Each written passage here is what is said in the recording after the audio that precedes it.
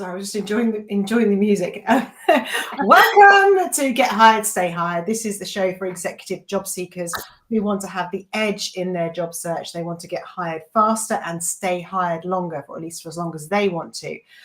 We look at the mindset and marketing skills behind making that your possibility. So we are not job seeking experts. We are not, well, actually, we are quite expert in job seeking, but not from a CV point of view, not from a job point of view. We're not recruiters, okay? But we look at what's going on in here and what you're putting out there to make sure that you attract the right people. My name's Sarah Farmer. I'm an executive coach. I specialize in imposter syndrome. And I work with senior leaders and leadership teams, helping them develop the right level of confidence and skills to make sure they can achieve whatever it is they set their minds on. For many of them, it is getting new roles. For others, it's other things. And I am joined today, as always, by the glorious Vanessa Ashworth, who is a marketer extraordinaire. Do tell all. Okay, so hello, I'm Vanessa Ashworth and I am a marketer, a marketing director. I, when in role, look at marketing communications and visibility, credibility and memorability. And that's what I bring here. I am here to help you become visible to hiring managers, become credible in what you're saying and what you're putting out there, so that they want to hire you, and to be memorable also. And it isn't, as Sarah said, whilst you are searching for a role, but it's also in those crucial kind of first 6 months when you're in role. And for the rest of your role, you do need to keep, especially at the exec level, keep that belief strong by being visible, by being credible, and staying at the top of everyone's minds as well. And I bring an extra level of insight to this because I am currently seeking my next role. So I'm a job seeker, just like you guys out there. And of course, when I get that role, I'll then want to keep it. And you won't come to this anymore and you'll leave me alone. You still will. You'll still be here. So do say hello in the comments. It'd be lovely to know there's people there. I know it's half term. Quite a few people are going to watch this on catch up, which is absolutely fine. It's on both of our feeds. You can watch it at any time, and all of the shows that we've ever had, actually, you can watch at any time too under our events page. But say hello, let us know who you are, what job it is you're looking for, or whether you're just here out of interest. Maybe you're not looking just yet, but you just want to see what's going on.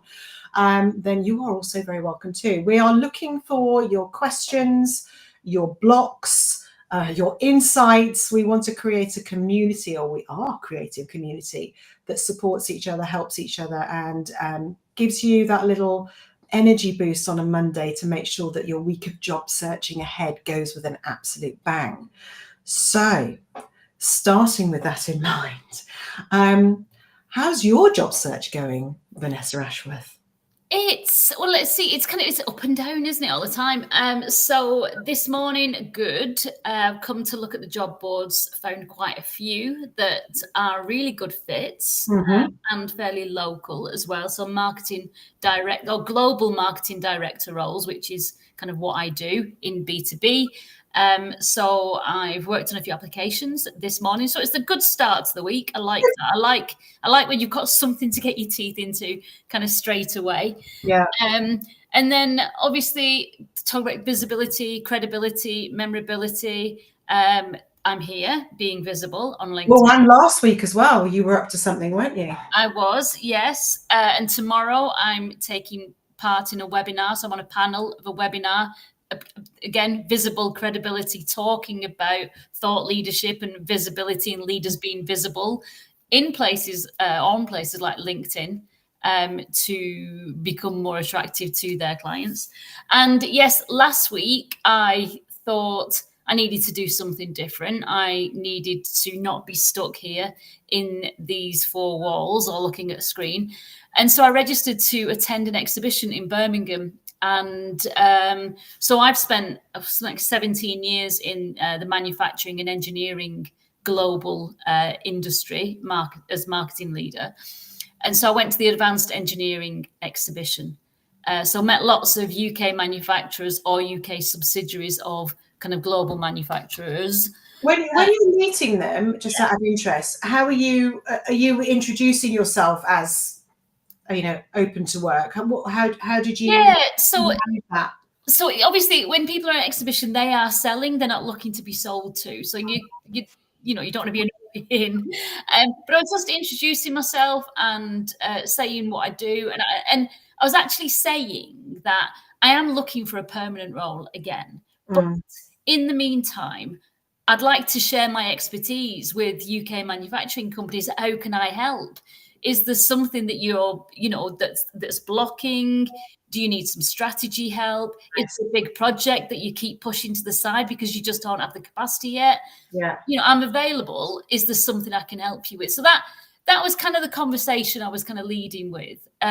Did you get any warmth from that? Did you get any positive responses? Yeah, definitely. So it's some good conversations. No immediate needs, but people were open to the discussion, and I said, look, I'm not a threat, and it's a telephone call is free.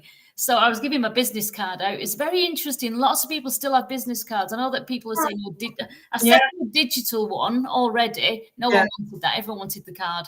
That's interesting. Yeah. Old school. Yeah, but and that's nice, and we're exchanging cards. It's nice.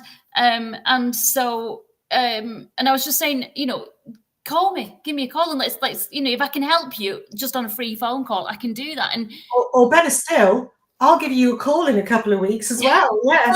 So when I got home, then I sat down and I'd written loads of notes while I was meeting people. I got home and I set up a database in Excel with kind of everyone who I'd met and who I need to connect with, and what I did and what we talked about and what the next steps were. Nice work. And just kind of think, let's treat it like a marketing campaign. Absolutely. And I've never thought about running a newsletter before. I know you do. Yeah. But I was thinking, well, maybe this is the start of it, where I could send like every 2 weeks an update, or every week an update of what's happening. Yes. So I don't know. Why not though? I love that. Yeah. That's brand new. Why wouldn't you? I mean, I know, all right, you do run Invincible Marketing. That's your company. Mm-hmm. If you were to be selling, working as you rather than in-house. But why not? Just keep front of mind without it being really sort of high. Well, you can still say, hi, we talked. Would it be possible to have a coffee? But I love that. Yeah. Well done. Thank you. It felt really good as well. That's what you said. It was really good as a boost. That's what I was something different. Yeah. How does it make you feel? Because, and Bev, we are coming to you, sorry. But how did it make you feel? This isn't just about doing the thing, is it? It's about how did it make you feel? What energy did it boost you with? What idea did it leave you with? Mm-hmm. I can feel it. And considering you're up at 3 o'clock this morning, you're quite energized. Yeah, I was a taxi driver this morning, unpaid, for my mother to go to the airport. That's yeah, it wasn't your new job. Anyway, although it could be. Hi, Bev. So Bev's looking for a customer service ops director or head of. Had an interview last week. Well done. Came second out of what? Oh. That's brilliant. All right, not number one, but grateful for feedback and closure from the company. But the feedback was totally contradictory from anything I've been told before. Ooh. So I'm guessing I need to reset how I'm presenting myself. Yeah, interesting. Could you, if you're open to it and you don't mind sharing, could you let us know what the feedback was and why you think that's contradictory? And remember, I mean, the thing is, we're all different, and the perception of the receiver of your information will have their own map of the world that they are processing you through. Mm-hmm. So how one perceives you isn't how another is going to perceive you. So it might be that, but yeah, let us know more. I'm intrigued by that. Thank you for sharing. Rebecca Harris. Hello, Rebecca. Caught last week's sessions on record, catch up, and thought, thank you. We're delighted to have you, Rebecca. Made redundant a month ago. I am sorry to hear that. From a senior marketing and comms role, and I'm avidly out in the world of job hunting, which is a minefield. Mm-hmm. Well, yeah, you've got a friend on screen here who knows all about that. Yeah, it's difficult. What is it that's a minefield? What is it that makes it feel like that? What is the complication? Tell us a bit more. Let's dig deeper into your brain, Rebecca, and see what's behind it all. Because it may not be as big a minefield as you think. We might be able to help you with some of that or answer some questions. So do let us know. Malcolm, You're supposed to be on a day trip, but You weather are intervened. coming, and now you're here. The weather intervened. It was meant to be. Thank you, God, for giving us Malcolm today. I'm sorry that your day's been ruined by it. Oh, yeah, sorry about that. But yes, yay! Everyone's a winner. Marketing yourself is something I've just thought about because I've never naturally done it. Yeah, and now this brings me on to a question that I get asked a lot and have been asked recently is, I've never had to sell myself before. So people who are being recently made redundant and they've always gone from job to job to job and never had to actually look. Or even if they have, it's not been difficult to find. Mm. And the hardest part seems to be this self-promotion piece, which we know you have to do. But if I don't want you to think of it like selling, I want you to think of it as helping people understand the value that you bring, which means that the first thing you do is you need to understand the value that you bring and believe it. That brings me on to another point is, maybe there's some imposter syndrome because that can happen. Maybe there's just a bit of self-doubt. And if you do want to learn about that and how to develop this right level of confidence to be able to do it, I'm going to say this while I remember. I'm running a webinar tomorrow at 1 p.m. All about the hidden costs of imposter syndrome. So I will drop the link into the chat box or into the feed after the session today, so you can join that if you'd like to. But anyway, yes, back to marketing yourself and selling yourself. Yeah. I mean, any way that makes you stand out. I mean, I'm still blown away by your idea now, Vanessa, about just setting up your own newsletter. It's pure genius. Why has no one done that yet?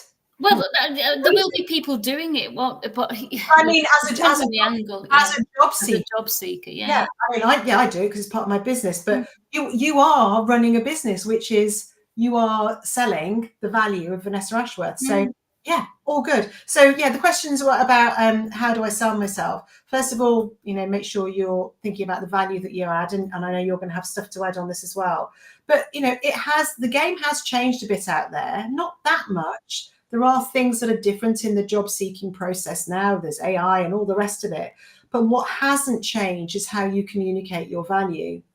So with that in mind, our communication, our self-branding expert, or just branding expert, marketer, what would you add?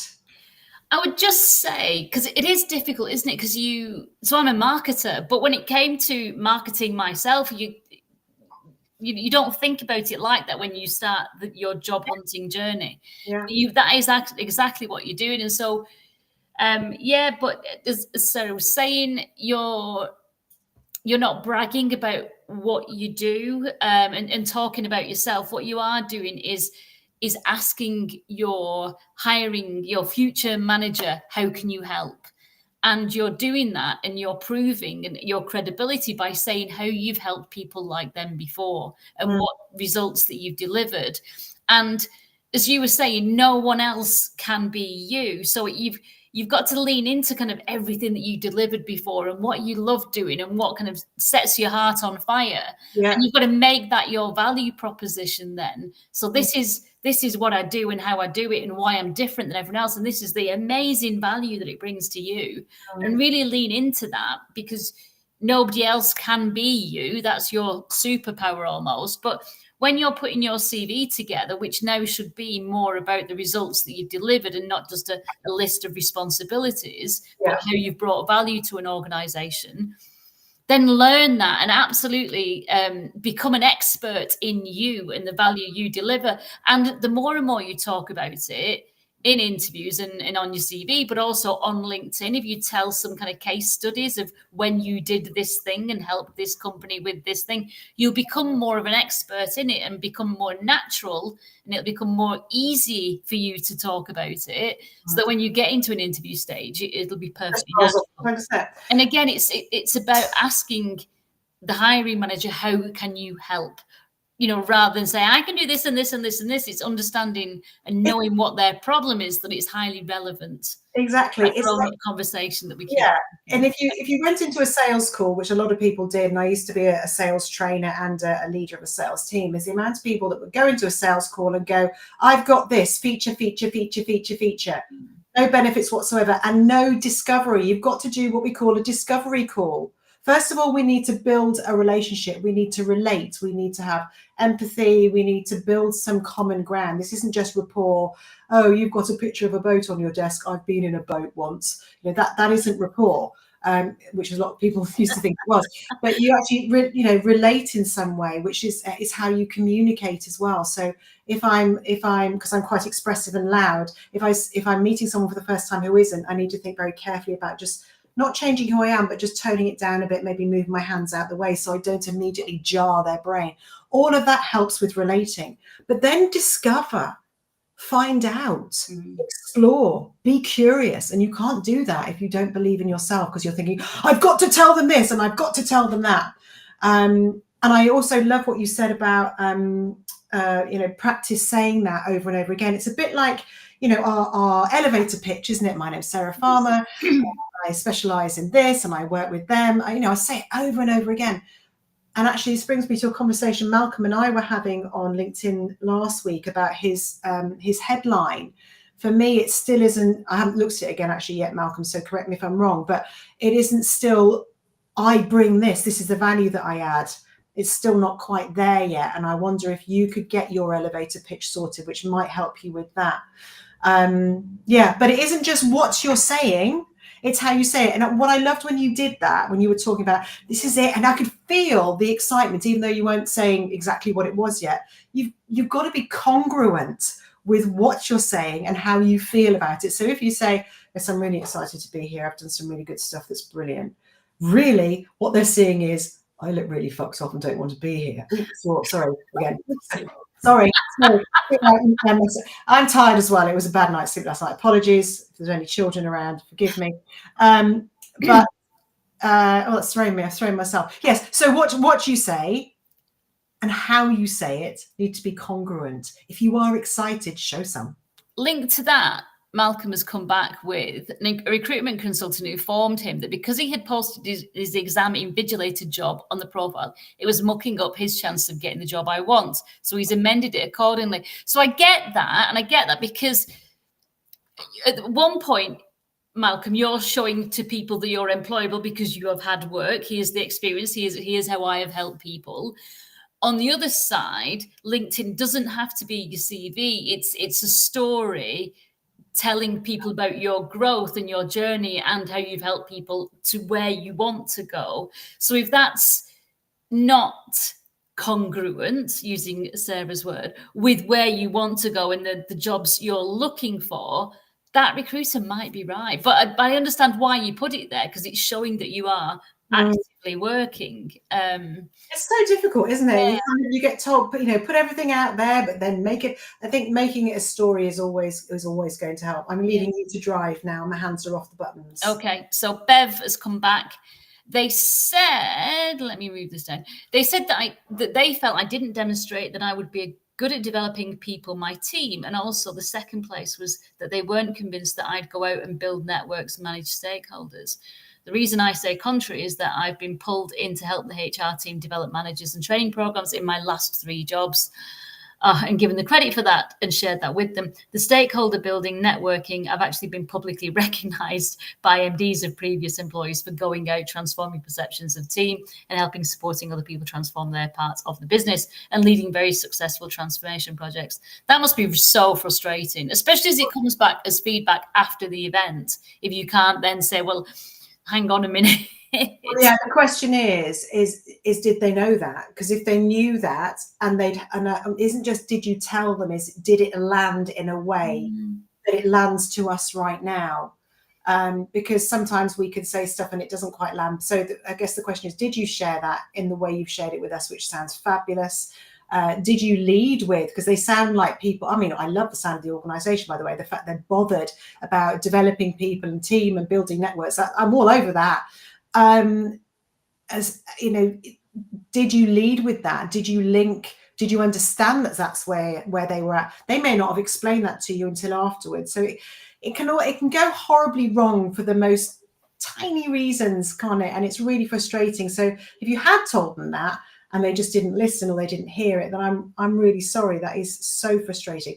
I'd do a Vanessa Ashworth on them if I were you and say, That's really interesting. You might have already done this. Thank you for the feedback. Can I just be really clear? I'm not saying that you need to, consider me for the job anyway. I get it's gone, but just so you know, because you never know if that person that goes in that's got the job over you, what if it fails? And how many, was it 70% of exec level roles fail in the first 6 months? A lot. Something like that, or the first 18 months, something like that. Yeah. So definitely, I would say definitely go back and just make it clear that actually that isn't a problem that you bring. And it's a solution that you've proven. Yeah. That's such a pain, Bev. Such a pain. Right. We've also Chakrapani. We can't help you looking for actual roles, but he's from Nepal, intensively seeking New Zealand farming jobs. Please assist him in the way forward. How do I go for better finding job? Thank you. Make yourself visible to those hiring managers in New Zealand. Yeah. It's not really, it's not something we can help you with, but do feel free to keep listening in and see if any of what we talk about helps you achieve your goal. Marketing suggests image. Is it still your self-image that a recruiter first sees, the 10-second rule, even online? Yeah, I guess we judge people, don't we, straight away, depending on what we're looking at. So if you're applying for a job, is the CV the first thing they see of you? And then they go to your LinkedIn profile if you pass that first kind of 7-second skim. Do you add, I haven't applied for a job for God knows how long. I mean, I apply for new clients, which is like applying for a job. And I always have my picture on my proposals, but they're always at the end. So I'm just wondering with a CV, I remember we used to have pictures on there. Don't do that anymore, because that would be seen as biased, right? Yeah, it's not. I think it's frowned upon in the UK, really. It's quite common in other cultures. Okay. But yeah, in the UK, it's not. It's considered not a good thing to do. Okay. But people can come and check you out on your LinkedIn profile, and it should be about what you've delivered on your CV, those proof points that you can do the role that they're applying, that they're advertising for. And then if that's in the top half of your CV, they'll read more and hopefully come to your LinkedIn profile if they want to find out more. Yeah, absolutely. I'm just sorry, I took over the driving buttons. That's all right. No, back off the buttons. You're back on, because I don't know which ones you pressed. I think that's because we were delighted to see him. Always. Right. So then Malcolm says the headline is different. So then, have you pressed that? Yeah. Technology. Such a control freak. Okay. So Rebecca, being structured and working in marketing, I'm campaigning myself. Very good. Using my LinkedIn profile, using contacts, networking events, recruitment agencies. Question: is there any point applying for jobs that already have 200 applications already, even if you are the right fit? Yes. Second question. Where is it? How is best to get a conversation with a senior recruiter at a recruitment agency? I keep getting pushed to junior team member to gather details to be placed on a database. We will call you if there's a match. No opportunity for a good, real conversation. Right. So definitely yes. Most recruiters will tell you 90% of the applications that they do actually receive. And when it says 200 have applied, it doesn't always mean that 200 people have actually applied. No, it's not. You might press apply, but then when you get there, you might decide that actually I'm looking for it. It's not the thing for you, so I think it. So it's how many people have actually clicked apply. I think so. It's more about views than actual applications. So yeah, definitely. And then 90% of them won't be a good fit for the role. Yeah. There'll be a lot of people who do not have a visa to work in the country, what the role's been advertised in. They might be out straight away if the company doesn't support that. And lots of people just throw CVs speculatively and they aren't a good fit. And there are also these AI job boards where you give them your CV and it will apply for roles on your behalf, even if you are a terrible fit for them. So absolutely yes. Okay. But the second part then is how you get in contact with the hiring manager or the recruiter who is looking after that role, because just sending your CV off and applying online often isn't enough. You need to stand out, and it is so difficult if you can't get through. Isn't it the same as if you are selling a product or a service or anything, though? It's about creating a contact, a conversation at the right level. So if I want to bring in coaching service for a senior leadership team. I don't want to talk to a junior HR person about it, but they may try and push me to the junior HR person. Well, we'll keep you on the books. No. So what am I going to do? I'm going to try and befriend and get to know people at the top level that will bring me in. It's exactly the same when you're job seeking. Just because they're recruiters doesn't mean they are different beasts and work in different ways. Well, actually, that's not entirely true. Some are different beasts and do work in different ways. But generally, most of them are going to be open to the same thing that all humans are, which is, what value can you add to me? Because remember, they're trying to be really successful in their business as well. So, sorry, dog's going off. So yeah, I would say it from my perspective is think as if you were selling a product or trying to get your marketing ideas bought into a company. What would you do? You wouldn't just sit back and go, oh no, I'll speak to the juniors. You'd find a way, right? But you'd still have the conversation with the juniors, because the juniors are the gateway. So have that conversation first, sell yourself, show interest. I mean, a lot of people say it's really important to show interest in the recruiters, because they're having a hard time as well when they're having to sift through 40 applications and do these first 10-minute phone calls. So yes, and that makes me think of empathy, right? Absolutely. So a lot of people won't use empathy because when they're looking for a job, they're getting stressed and anxious. They just want the recruiter to do it for them. Actually, if you go in with the attitude of, how are you today? How's it work? How's your life? Gosh, this must be so, lots of empathy about them. This is then how I could help you, is I'm going to give you a CV that's just going to cause you no problems at all. Yeah. And then you've got a much more engaged, high trust relationship, and then they may introduce you upwards. Who knows? But also, again, make friends with them, be empathic, and but also say, how do I get to spit out? It's my turn. How do I get to? As soon as yours started, I thought, I'm expecting delivery at any point. Yeah, Amazon's just arrived. Both ends. Yeah. Okay, let's carry on. Yeah, what is the yet, or am I? Oh, we've double clicked. You go. Oh, I'll go. I'm going. Right. Oh, we've already done that one. That's why we don't double click on here. Right. Let's have a look.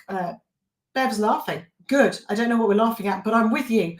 Yes, I did share it with them. I've shared with them post-interview that I reflected on the feedback. Thank them for taking the time to provide, and that previous manager was surprised I didn't reflect their experience of me, and therefore, let's have a look what it says. And therefore, I was taking the feedback. I can't see all of the screen now. Can you see if there's any more on that message from Bev? I can see I was sure. Oh, okay. No, I've got it. Right, was therefore need to improve how I present my responses. I was sure not to blame them and to demonstrate that I was taking. Yeah, good on you. So listen, the worst that's happened here is, or the best that's happened here is, you've learned something. Do you know what I find really helpful? I know what I'm trying to say a lot of the time, and I've got some really good ideas, but and as someone who's a communication expert and helps people communicate effectively, sometimes I find it really hard under pressure to tell the story in a way that is not too wordy, because I'm a bit, and actually hits home. So what I do is I go, you might do this already, Bev, is I take it into ChatGPT and I give it all of the stuff that I want it to think about. And then I say, put that into 100 words without losing any impact. And then from there, I can tweak it, modify, go, that's not quite right, this, that, and the other. And you end up with this really eloquent way to say the thing that is going to land with anybody. Yeah. It's really, really powerful. So maybe you're using that already. I don't know.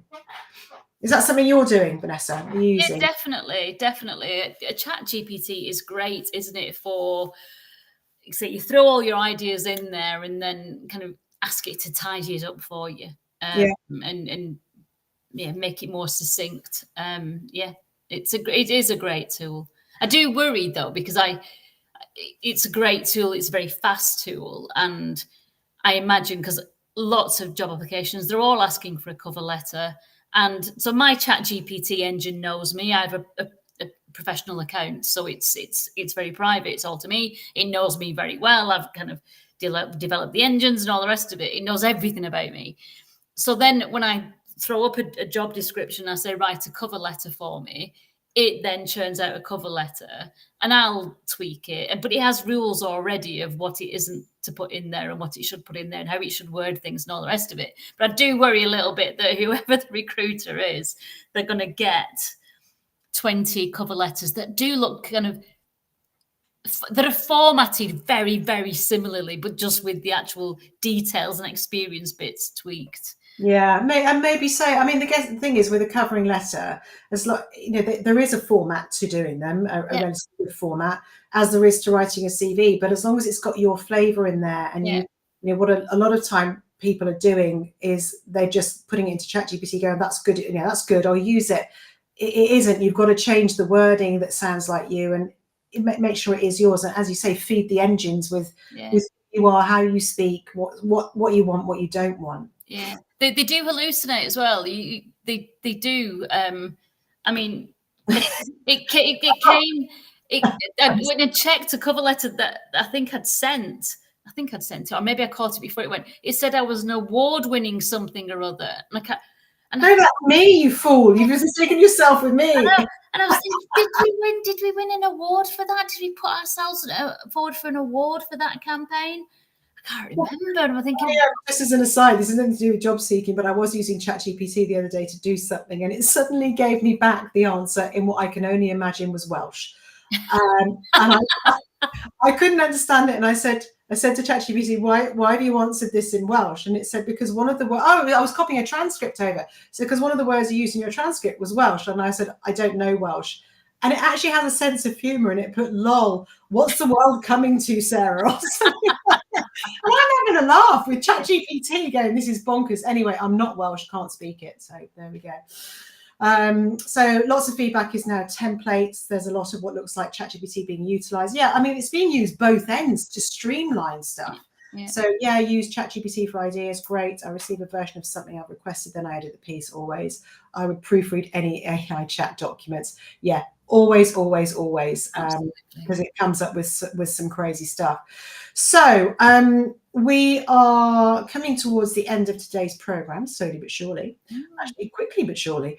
It goes really fast. What questions have you got for us? Anything else that's getting in your way, or what are your plans for this week? So one of the things we like to do is help keep you accountable for next week. So when what are you doing? Next week you might not be here. We need to be clear on that. Yeah. The show should be going ahead. I should have another partner in crime to play with, but let's see.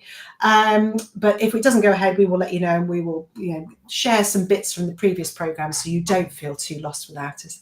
But what are you going to do this week that's going to move the needle towards next week and get you hired faster or stay hired longer? Vanessa, let's start with you. Yeah, so this is a very good question, because I'm going away for a long weekend from Friday. I'm on this webinar tomorrow, so I've got some work to do on that. I'm going to write a few recommendations for people who I've worked with before to help them in whatever they do next. Yeah. And so they might then reciprocate and write some references for me, which would always be nice. Could you not ask them, say, I'm being more intentional about it? I've had a conversation with one person, and we've kind of said we would do that. He kind of came up with the idea and said, write me a reference and I'll write one for you. Yeah. It will really help me. I want, because of the way we've worked together. So that's good. And then, so I've got a few kind of little jobs to do for contacts, which are free jobs, not charged, where people have asked for help with something, but it's always good to help connections in the industry with their kind of marketing things. So I've got a few bits to do. Yeah. But hopefully hope is not a strategy, Vanessa. It's not. I'll keep an eye on these job boards. I'll look at these ones that I've applied for this morning, see where I can connect further up the line, and make connections. And that's pretty much it, I guess. With these, just out of interest, because I know a lot of people get asked to do little bits and they're like, you're available. I know I've asked you to do things, but we reciprocate, right? I have a chat with you, you have a chat with me about stuff.